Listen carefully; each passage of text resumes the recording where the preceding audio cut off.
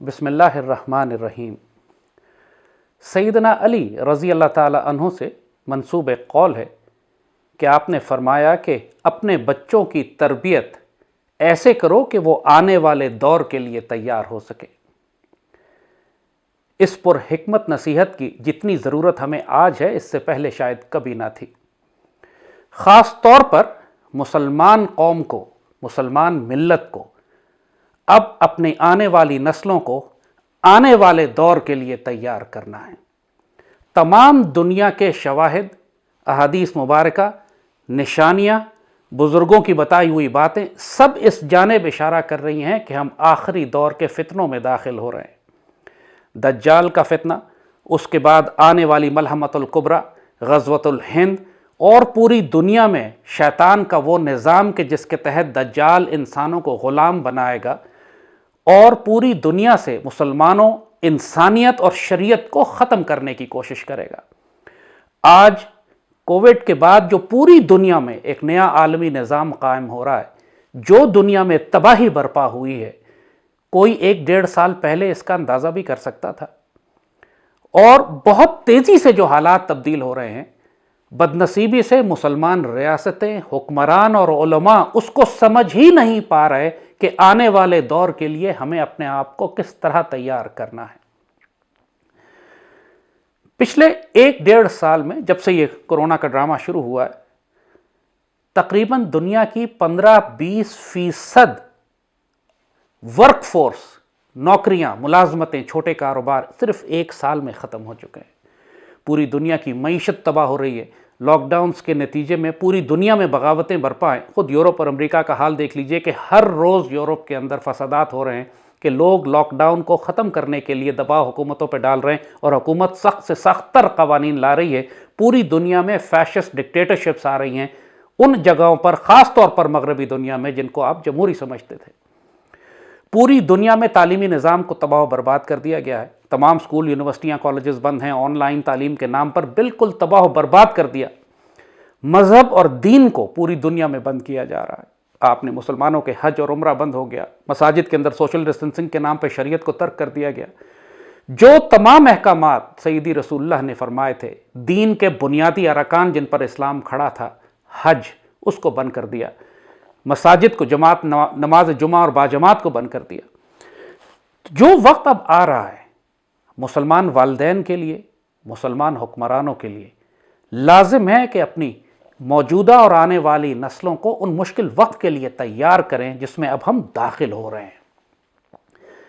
جو سب سے زیادہ تکلیف دہ چیز سامنے آئی ہے پچھلے 1-1.5 سال میں، چونکہ ایک نیا عالمی نظام ترتیب دیا جا رہا ہے، گلوبل ریسیٹ کے نام کے اوپر یہ پوری دنیا کو ایک دوبارہ سے تباہ و برباد کر کے دوبارہ اپنی مرضی کے مطابق تعمیر کرنا چاہتے ہیں۔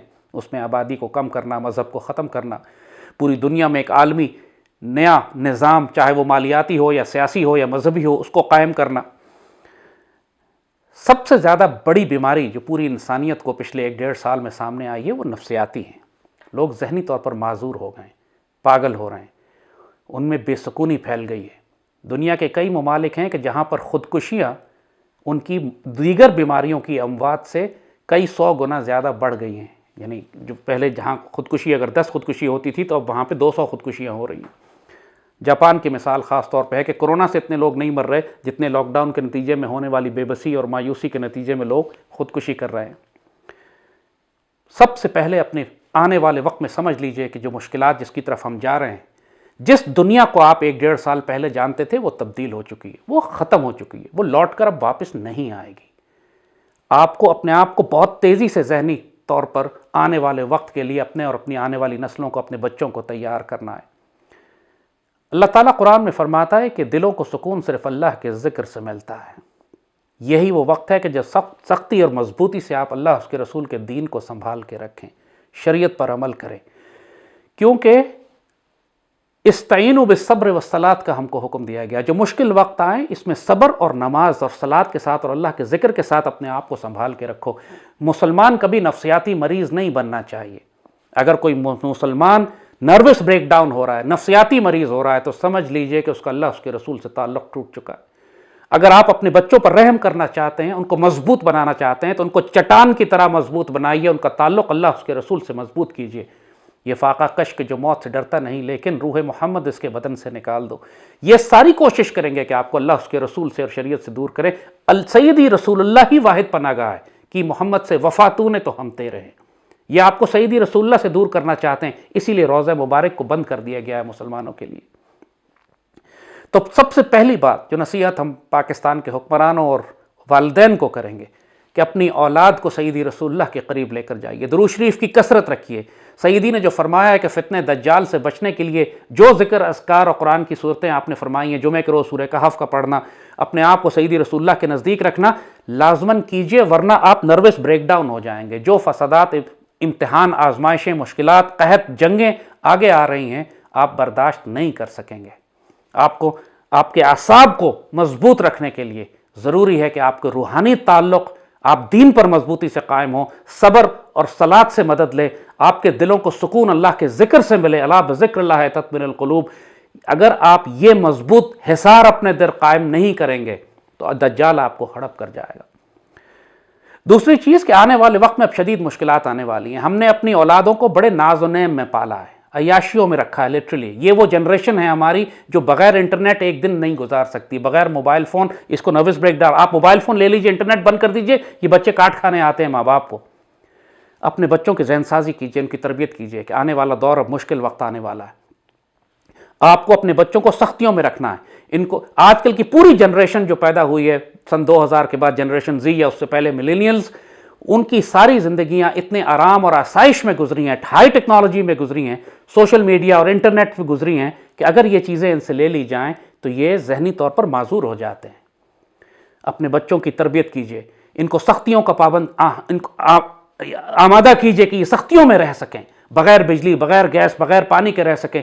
ان کو ایک مجاہدانہ زندگی کے جانب ان کی تربیت کریں۔ یہ صرف بات ایسی نہیں ہے کہ یہ دنیا میں جنگیں برپا کر رہے ہیں۔ سیریا، عراق، شام، لیبیا کی حالت آپ نے دیکھی ہے، وہاں قحط بھی ہے، وہاں بجلی بھی نہیں ہے، گیس بھی نہیں، پانی بھی نہیں، انٹرنیٹ بھی نہیں۔ انسانوں کو سخت ترین مشکلات سے خاص طور پہ مسلمان دنیا کو گزرنا پڑ رہا ہے۔ مگر اب جو دور داخل جس میں ہو رہے ہیں وہ پوری دنیا کا یہی حال کرنے جا رہے ہیں۔ امریکہ کا حال آپ دیکھیں، یورپ کا دیکھیں، انڈیا کا حال دیکھیں، پوری دنیا کا یہ بیڑا غرق کریں گے۔